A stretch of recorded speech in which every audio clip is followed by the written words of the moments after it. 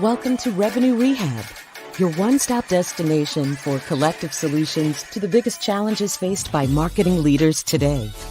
Now head on over to the couch, make yourself comfortable, and get ready to change the way you approach revenue. Leading your recovery is modern marketer, author, speaker, and chief operating officer at Tegrita, Brandi Starr.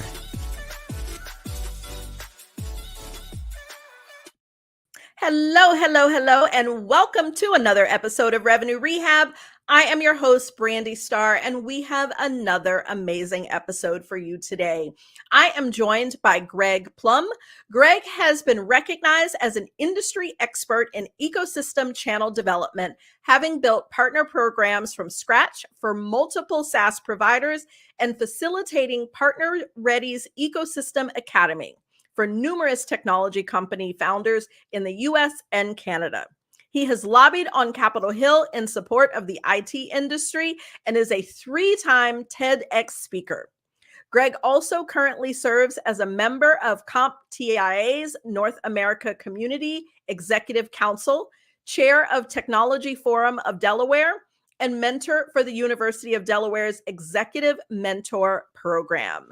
Greg, welcome to Revenue Rehab. Your session begins now. Hey, Brandi, good to see you. Good to see you. Good to have you. I feel like I am in the presence of royalty as a 3-time TEDx speaker. I thought you could say because my beard is gray. We can take that too. Just equally as impressive. Well, Greg, before we jump into our topic, I like to break the ice with a little woo-saw moments that I call buzzword banishment. So tell me, what overused word would you like to get rid of forever? I'm going to break the rules. I have two. I'm sorry, but I have to. The one is super simple because I see it all the time, and it's thought leader. I mean, I get it. But honestly, I think we're all thought leaders in some capacity. I mean, if you're not a thought leader, what are you? I mean, what does that make everybody else? So I kind of shy away from that term. Okay. The other one that we're going to talk about today, because it's really what I hear day in, day out, is ecosystem. And really what that means. I say I want it banished, but I want it banished from the incorrect context. That's really what it's about. And that's what we're going to talk about today. So it'll mean more to you as we dig into this, but that's the word I'm going to pick for today's ecosystem.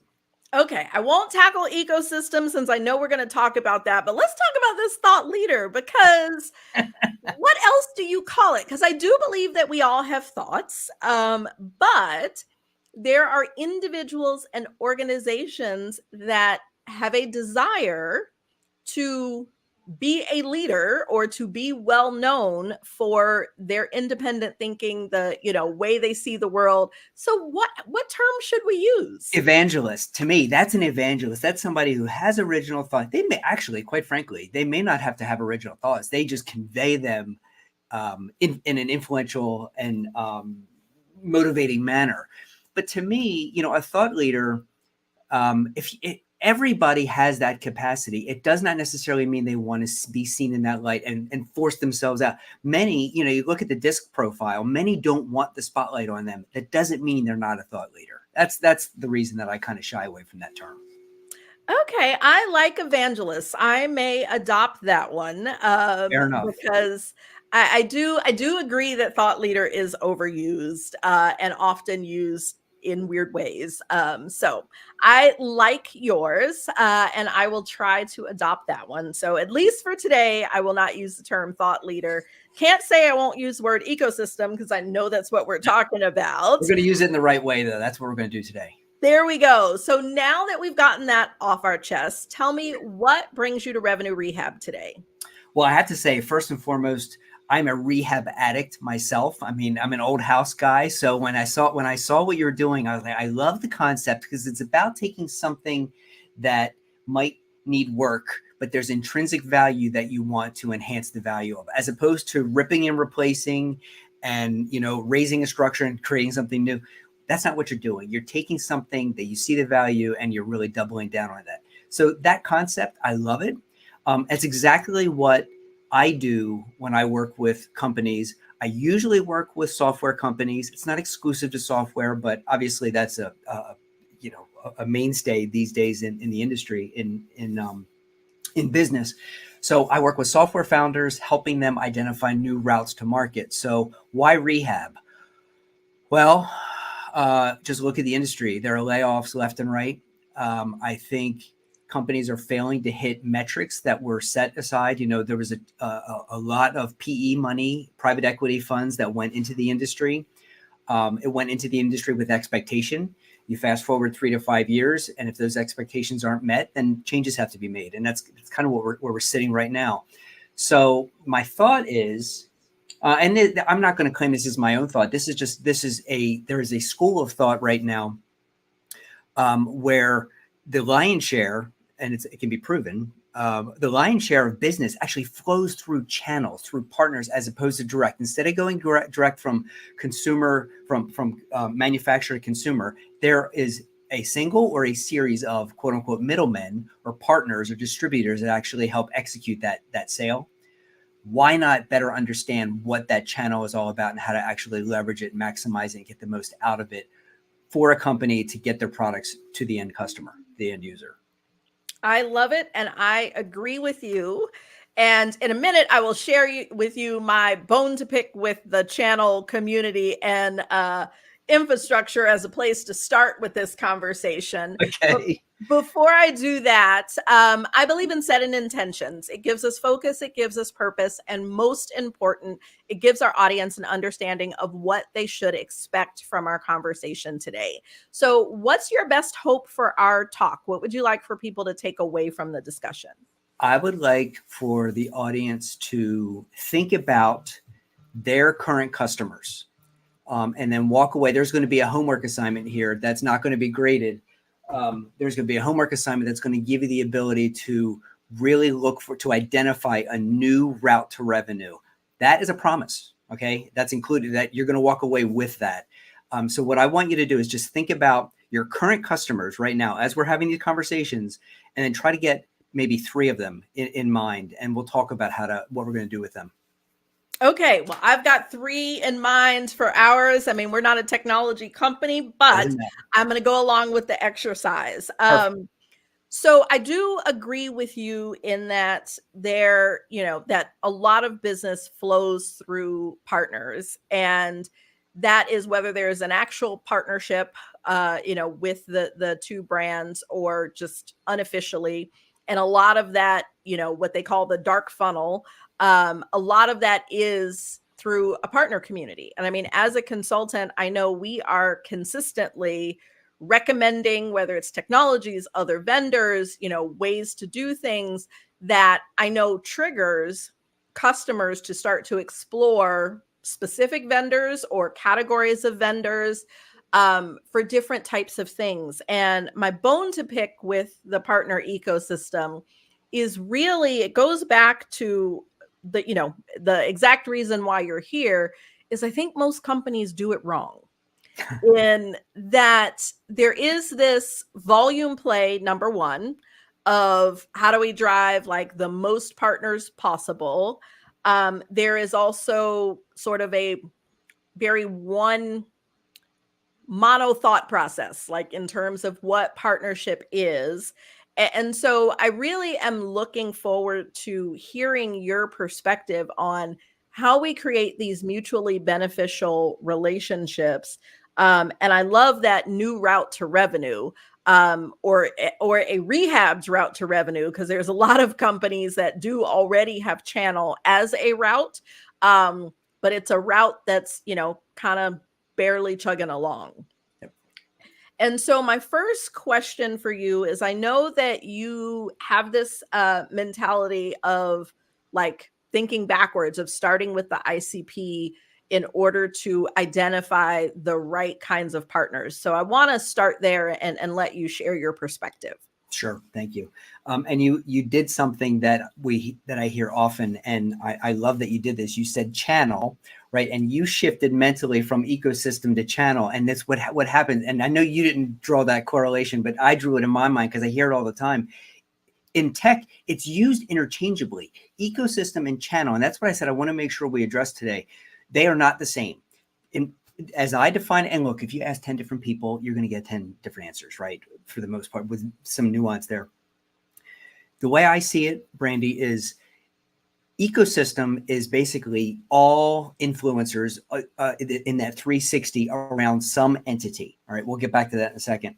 Channel is one of those influencers, but just one of them, right? So we want to make sure that we're not saying, okay, it's a channel strategy. Ecosystem strategy and channel strategy are not, they're not the same, really, quite frankly, because channel is a subset. So getting back to the question, and I love this, how do you use, your ICP, your ideal customer profile? How does that guide your business? And then how does that, serve as the magic, the silver bullet in trying to find new revenue? Well, you're right. You said so many of them are done incorrectly, and you're absolutely right. Statistically, now we all know that most statistics are made up or can't be verified. So we're not going to really care about the number as much, other than the fact that the vast majority, let's call it less than a quarter of partnerships actually fail, right? Partner programs fail. Why? Not because the people are bad, not because maybe there's not market fit. It's a misalignment. It comes down to alignment of end customer to the provider. Those partners in the middle have to be perfectly aligned. If they're not, they're just going to get in the way, and you're not going to have a very effective program. So there's two ways to do it. I hear this all the time. A SaaS leader, a CEO will come to me and say, okay, I want to build a channel. I want to build a partner program. Okay, they don't say I want to build an ecosystem. They say I want to build a channel or partner program. All right, great. First thing they ask is, who do I know that can sell my stuff? It's the wrong question to ask. That's an ecosystem, what they're building. They're building this whole entity around themselves, putting themselves at the middle. The challenge here is to say, who is my ICP? Who is my ideal customer? That's why I said, for everybody listening, pick 3 that you work with right now that you would love to replicate. They are I'm not going to say easy to work with, but they're rewarding to work with. They are profitable. They're not a time suck. They're not dragging you down. They're actually helping you propel your business and allow you to do what you do best. That's what you want to replicate. So pick 3 of those. Now what we're going to do is we're going to what I call scrutinize them. And that sounds like a negative term, but it's not. It means, from my definition, get in and really figure out what they do day in, day out. Their job to be done, who impacts them. What are they buying? Who are they buying from? When are they buying? Why are they buying? What's motivating them? What's influencing them? What organizations do they belong to? Right? Now what you have is a 360 view, not around yourself, but around your customer, your ICP. What happens is you're going to start to get visibility into these different players and entities that you might be able to align with. It doesn't mean you align with all of them, but it means now you know who's influencing your customer. How do you find those that are ideal, and how do you help that partner better serve their customer? That's the winning solution. So it's not about having 5,000 partners. It's about having 5 that are perfectly aligned, and you're in lockstep and you're building business together. That's the key. Make sense? Okay. Yes, it does. And you got me thinking. I think that's the hardest part of hosting this show, is when my guests get me thinking, my mind starts to go and I'm like, wait a minute, I got to ask questions. That's good. I want you to think. That's awesome. Oh, let me do this. It's always a good thing. Let me paint a picture, because I think a picture, it's just easier. Think of Indy race, or NASCAR, right? You've got the driver going around the track, driver being the customer, the ICP. They pull into the pit stop. Have you ever seen a car race? Right? Uh-huh. What happens when they pull into a pit stop? Everybody swarms them, and everybody's got their part, and they do all the things in like 3 seconds, and then they're out. Exactly. They all have their own unique job with a common goal of getting that driver back out on the track as soon as possible. Same concept. That is the ecosystem. What we want to identify is, who are all of those players around that driver?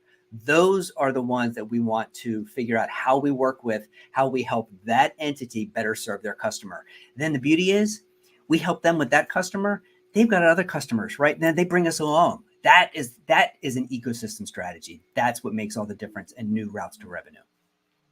And so I believe that that is a beautiful thing. And although I'm not, a race fan, I have always been very impressed by the pit stops and how they're able to do that and how people are not in each other's way and, all those sorts of things. And there's a lot that you can draw from that analogy and thinking about channel partners and because if I really think about all the technology vendors that, an organization is using, along with the agencies, consultancies, it's like if you have all those people working together for that customer's best interest, it can be as beautiful as, an Indy 500 pit stop.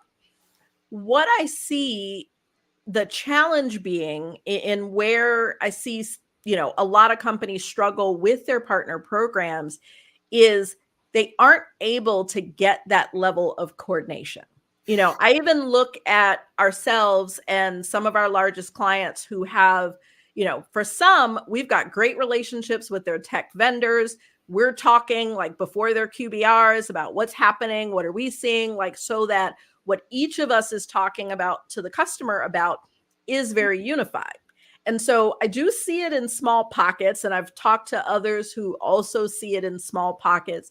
But then there is often these situations where nobody's responsible. So there's nobody at this, tech vendor or this partner that, wants to have the conversation. You get egos involved where, I'm changing the right tire, but in my mind, I think I may be able to do all the tires. So I don't want to play nice with the person that has to do the left tire. There's all these things that, in addition to companies not choosing the right partners, there's all this other stuff that I think gets in the way. And I think, nobody seems to talk about that part. So since we use the analogy, I want to bring that up and hear what you're seeing around, if we choose the right ones, how do we still, how do we get that seamless coordination around one goal?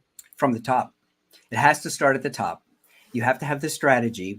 We basically call it, it's an organizational partner strategy. Once you have that, then you can start to figure out what type of partner you work with. And what's even more important, you mentioned something about people getting each other's way. Well, we actually have a term for that, channel conflict. So channel conflict can come a couple of different flavors. It could be external, where you have partners out looking to drum up business. You have an internal sales force doing the same thing. What happens when they cross paths? It's a big world out there, but there are some, it will happen. How do you handle that? There are strategies around, there's methodologies that you should follow to ensure that they're navigated properly and you mitigate damage. There's partner to partner. So what happens if you work with, no one's going to have an exclusive partnership. You're going to have multiple entities out there. What happens when they both come in with a deal, the same deal? It happens. And it happened to me where I had a large client, two vastly distinct, different partners. They work through different agency, like a distributor. So in the tech space, there's things called TSDs, Technology Solutions Distributor. So basically what they're almost like an aggregator of different services, and then a partner will work with them instead of going directly to the, so there's another middleman there, but they add tons of value. We had this single deal come in from two totally different worlds, almost the same time. So clearly the client was shopping. So what do you do? I mean, my mind has always been, okay, you go to the procuring cause of revenue. That, who caused that revenue to happen? That's who should get credit for it, regardless of what the other entity is saying. This particular case, both pitched very, very strong case, very, very strong arguments. Revenue was not brought in yet. It was about the same time. So we just, you know what? That's where you drop the gloves, you open the kimono, and you bring everybody around the table and say, here's what's going on. Let's have some transparency. Let's be big people, and let's figure this out. And we did. I mean, it was a challenge. I was going to get the business no matter what. I wanted to make sure we had damage control. We didn't hurt ourselves with either of the partners. So what we did, honestly, sounds pretty simple now looking back on it. We had the customer choose. The customer told us, okay, because we had two senior execs, C-levels that were involved. Each partner said, I got this C-level. Okay, I got this C-level. Okay, great. Let's all bring this together. You tell us which one as a company you want to work with, which partner. They made the decision. That's how we fulfilled it. That's how that channel conflict was handled. So could have been a disaster. It wasn't. Disaster avoided simply because we let logic reign. And I can't say logic always reigns, but it really does come in having the right processes in place, having the right people. Too often when somebody says, I want to have a partner program, they take a salesperson, a direct salesperson, and put them in charge of partners.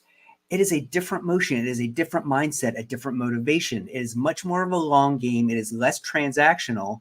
And somebody who's really good at direct sales might pull their hair out and not enjoy that type of environment. So you need to make sure you get the right, the right people on the bus.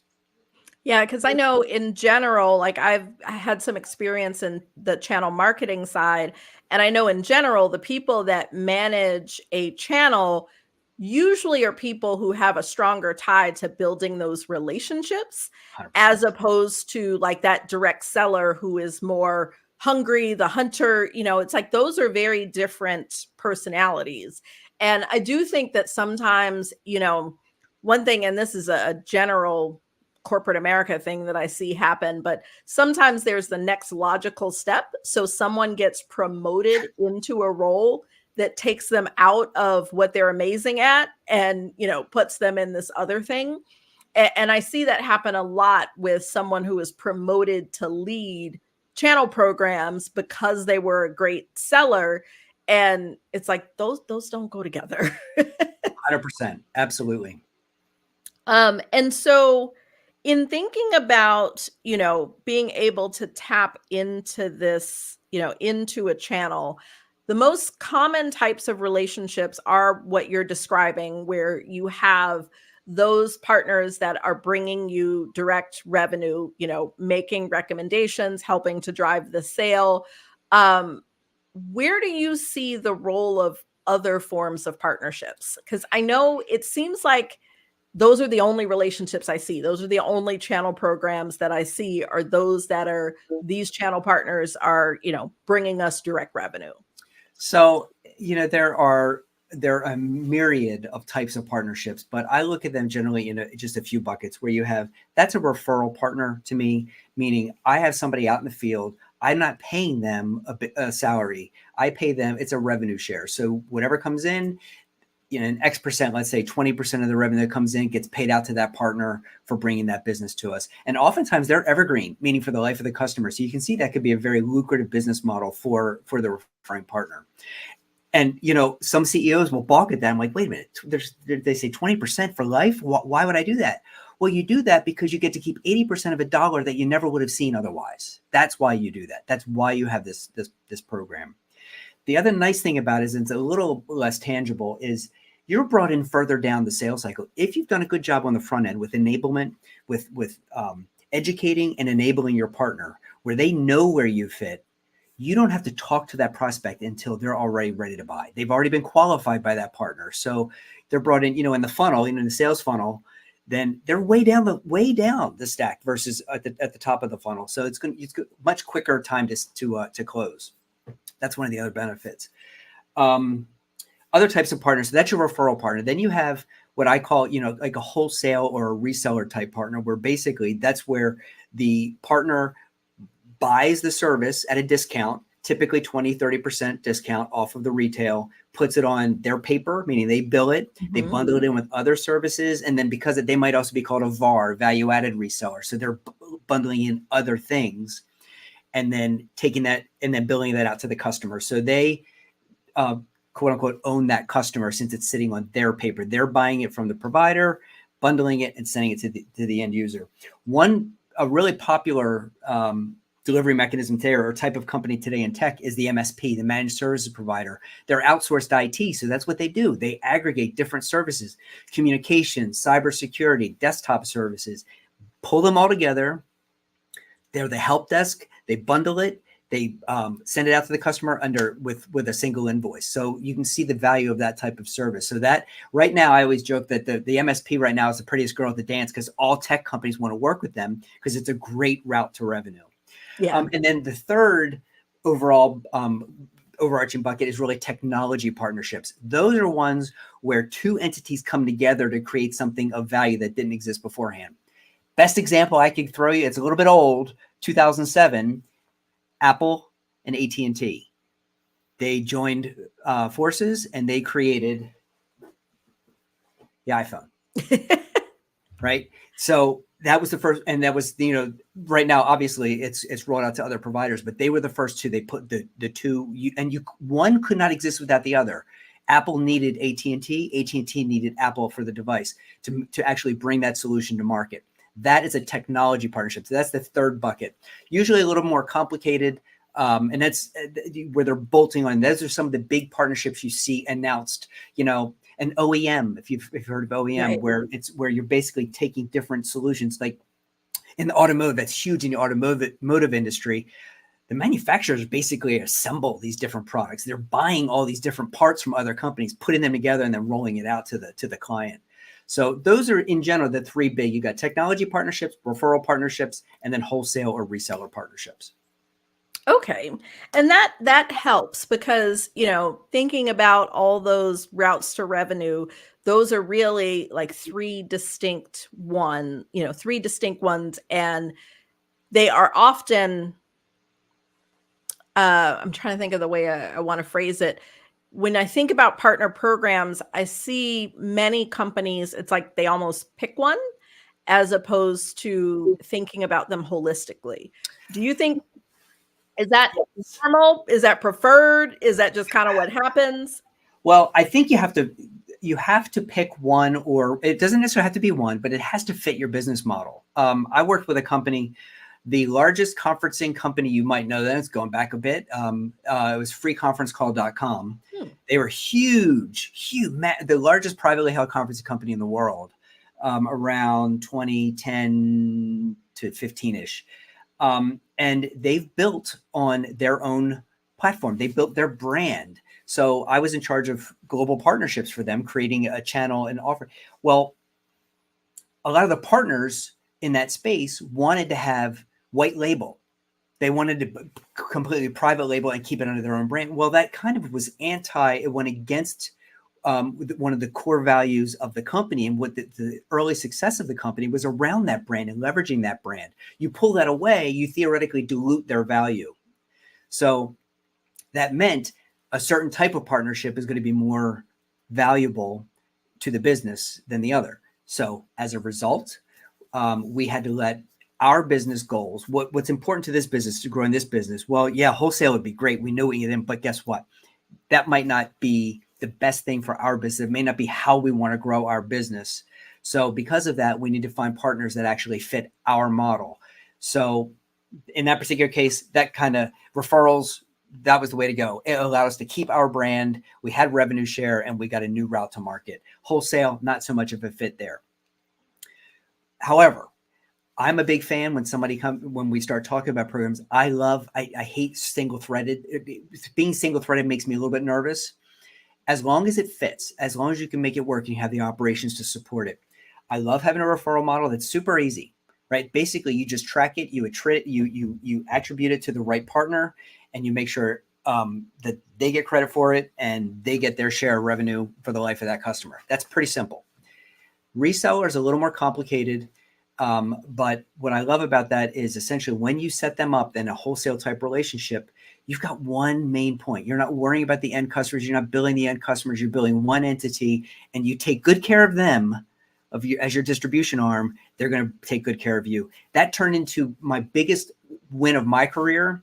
It started with a simple phone call from Canada, from a budding company that wanted to get into communications. They were good at marketing, but that was it. They didn't have any infrastructure. They knew they wanted to leverage another platform.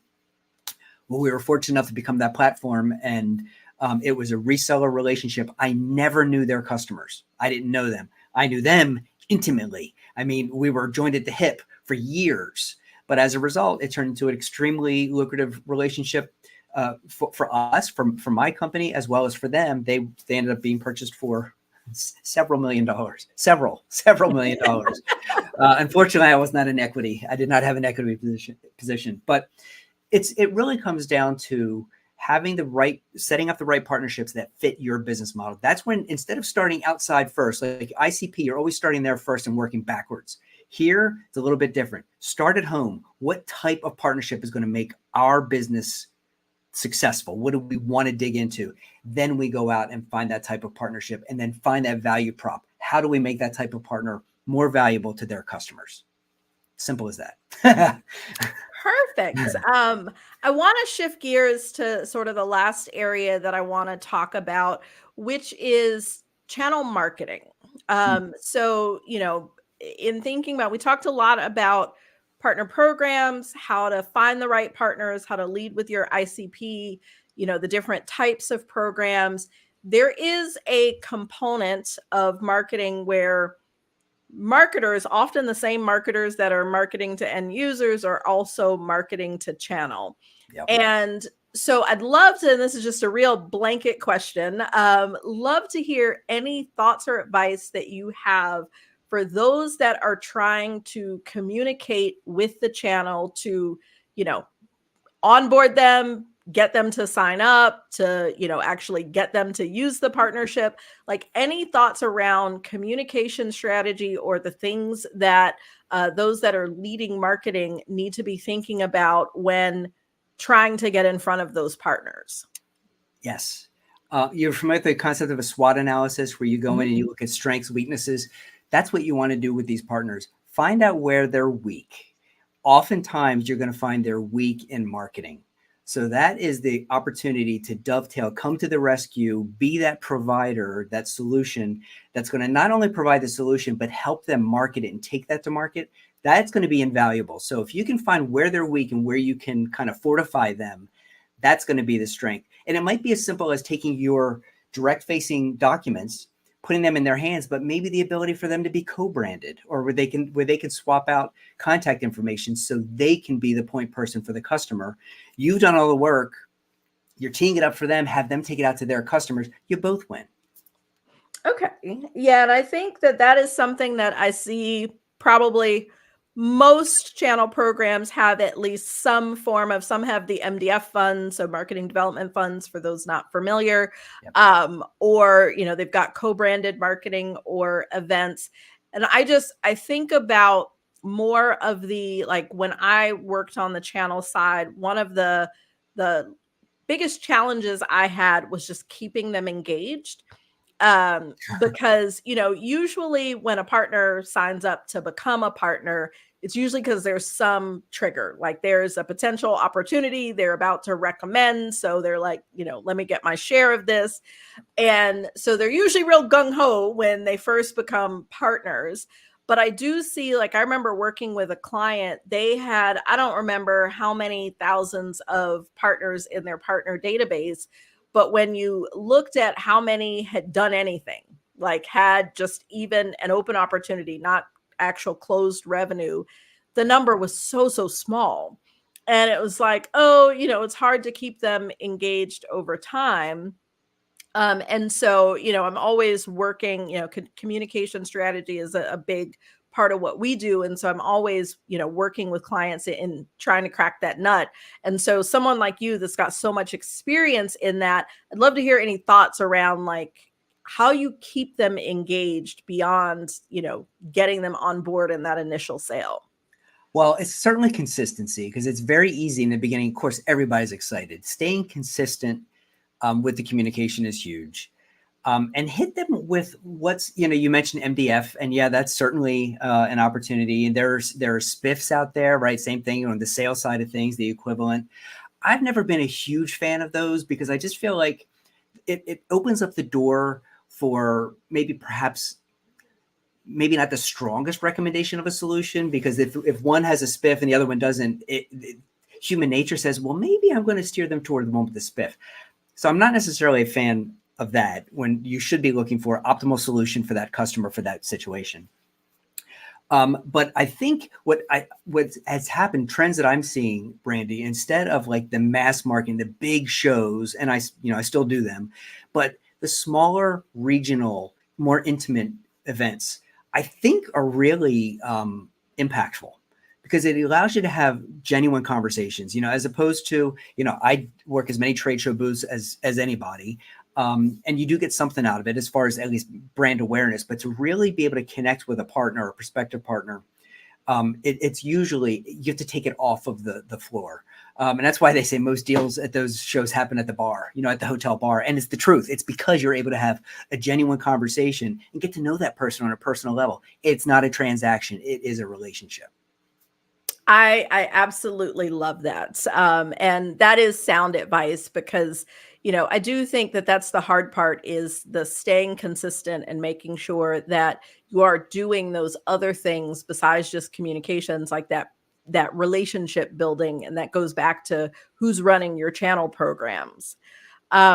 Well, Greg, talking about our challenges is just the first step, and nothing changes if nothing changes. And so in traditional therapy, the therapist gives the client some homework, but here at Revenue Rehab, we like to flip that on its head and ask you to give us some homework. So I know you came into this warning everyone that they were getting some homework and that it's not being graded. So now is that time. Tell us, what is our one thing? What is our action item coming out of this conversation?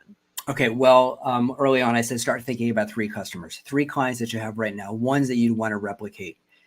I would like to challenge you to set up a discovery call with them. I don't care if you talked to them last week, if you talked to them last year, it doesn't matter. Set up a call a good amount of time. If you can do it in person, even better. But if it's virtual, that's fine. No, obviously we're able to do that effectively these days. It should be a minimum of a 90-minute session where you're sitting down and really taking a deep dive, understanding, how they use your service. You don't know what else they're doing. You have no idea. There's tons of tribal knowledge around that company that you're just not privy to. So that's what you want to gain access to. Meet with them, find out all the different aspects. What else are you buying? What other tech stacks? Do you use Salesforce? Do you use Microsoft? Do you work with a sales consultant? Do you work with an attorney? Do you work with an insurance agent? Find all of these players in their ecosystem and start ask the questions.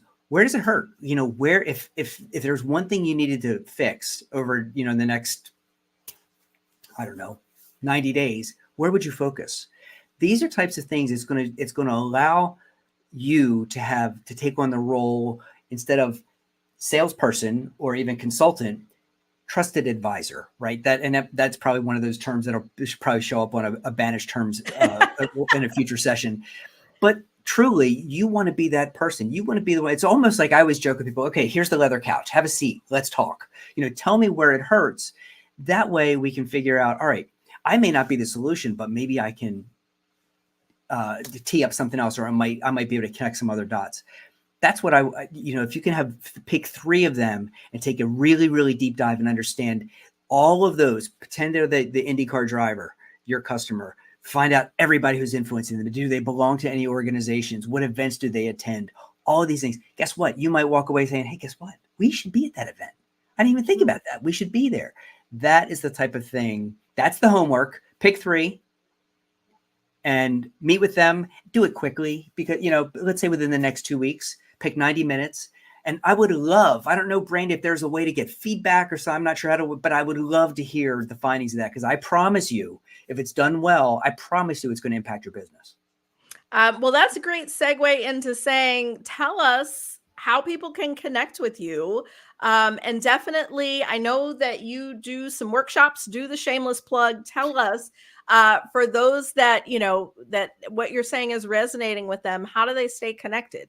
So, the easiest way is LinkedIn. I'm a LinkedIn junkie, just like everybody else. That's the easiest way to grab me. And the company is partner ready. And I know we're going to put a few, I think there's some links that'll be tied to this. So we don't have to worry about that right now. So, Partner Ready is an ecosystem advisory firm, and we help. That's literally that. Work with revenue leaders, help to uncover, take a look at that ICP and find new routes to revenue. I would be willing. Anybody wants to do this, you want to take me up on it, go out to LinkedIn. You can, my scheduler's out there. You can even grab time on my scheduler, 30 minutes. If you want to talk, tell me where it hurts. I'm happy to have a chat. No hard push because I couldn't handle that many customers anyway. But I'm happy to have those opening discussions because those to me, the first 30 minutes are super eye-opening for the client. That when they're first hearing these things, you'll see the light bulbs go off. And then if I can help you beyond that, that'd be great. But I'd welcome that conversation just to have that initial chat. And I guarantee you'll walk away with a few things that you can act on, and totally free. Awesome. Well, we will make sure to link to your LinkedIn, so that, as well as Partner Ready's website, so that if wherever you are listening or watching the show, check the show notes so that you can connect with Greg. Greg, I have thoroughly enjoyed this discussion. You have given me some things to think about, which is always lovely. And I've got a few clients already that I'm like, I need to send this episode to them because they've got they've got strong partner channels, but there's definitely always opportunity there. Wonderful. So again, thank you for taking the time to join me. Thanks, Brandi. I've enjoyed the time together. Awesome. I hope everyone has enjoyed my conversation with Greg. I can't believe we're at the end. We'll see you next time.